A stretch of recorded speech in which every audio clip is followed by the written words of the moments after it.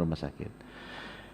Pengawasannya ditanya gimana? Pengawasannya itu harusnya ada di Dinkes, ya. Jadi kalau ada yang tidak melakukan, dinas yang mengawasi karena wewenangnya ada di mereka bisa melakukan tindakan. Kalau dinasnya perlu ke kita bisa lakukan tindakan.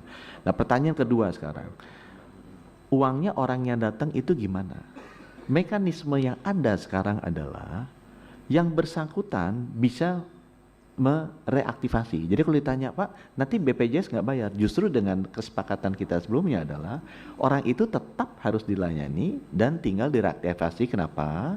Ada prosesnya dibikin cepat. Itu yang prosesnya lama. Itu kan kemarin udah dipercepat supaya bisa sekaligus kita melakukan verifikasi apakah orang itu benar-benar mampu atau tidak mampu.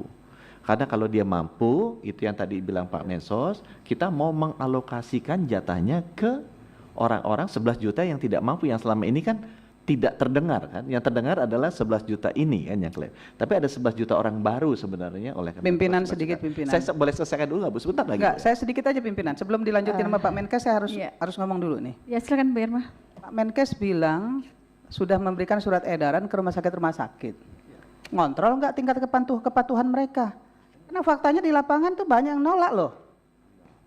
Jadi jangan cuma bicara, sudah disampaikan kepada rumah sakit, kemudian sudah rumah sakit harus berkoordinasi, Pemda sudah berkoordinasi sama rumah sakit. Faktanya banyak rumah sakit yang nggak mau terima, sebagaimana yang disampaikan Pak Edi Wuryanto tadi. Jadi jangan juga kemudian seolah-olah Pak Menkes merasa sudah selesai nih tugas dari Kementerian Kesehatan. Enggak, Pak. Yang Bapak sampaikan itu cuman fakta di atas kertas. Fakta di lapangannya beda. Itu yang kami gugat. Tingkat kepatuhan rumah sakit itu Bapak kontrol enggak? Pemda enggak melakukan kontrol kok ke rumah sakit. Itu fakta. Kami di Dapil tahu persis, tahu pasti soal ini. Bapak tahu enggak? Kontrol enggak? Kan itu masalahnya. Saya kira ini penting diperhatikan oleh Kementerian Kesehatan ini.